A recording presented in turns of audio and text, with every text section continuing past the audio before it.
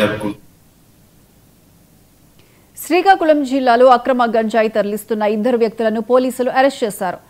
ఇచ్చారం railway station దగ్గర వారిని అదుపులోకి తీసుకున్న పోలీసులు వారి దగ్గర నుంచి సుమారు 29 కేజీల గంజాయిని స్వాధీనం చేసుకున్నారు.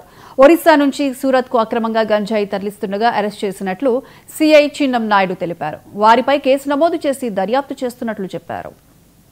Ichchapuram town police station incharge SI గారికి రావడం సమాచారం ప్రకారం తన సిబ్బందితో కలిసి ఇచ్చాపురం రైల్వే స్టేషన్ దగ్గర తనిఖీలు నిర్వహిస్తుండగా 2 వ్యక్తులను, ఒక ఫిమేల్ అండ్ ఒక మేల్ పట్టుకోవడం జరిగింది.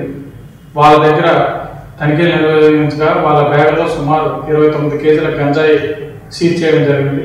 వాళ్ళ పేర్లు కనుక్కునగా ఆ ఫిమేల్ ఆవిడ తన పేరు సంయుక్త దాస్ అని, ఆవిడ village Patapur village, Ganjam district అని తెలియజేసింది. ఈ మేల్ అతను లోక్నాథ్ ప్రధాన్, పతాపూర్ విలేజ్, గంజాం డిస్ట్రిక్ట్ అని తెలియజేశారు.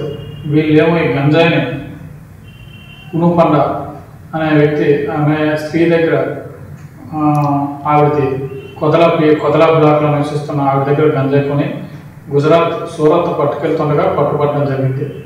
వీళ్ళని అరెస్ట్ చేసి రిమాండ్ నిమిత్తం ఇచ్చాపురం జేఎంఎఫ్సీ మేజిస్ట్రేట్ గారి దగ్గర రివ్యూ చేయబడుతుంది. ముఖ్యంగా శ్రీకాకుళం జిల్లా గవర్నర్ ఎస్పీ సార్ సూచనల మేరకు గంజాయిపై నిరంతరం దాడులు నిర్వహించడం జరుగుతుంది.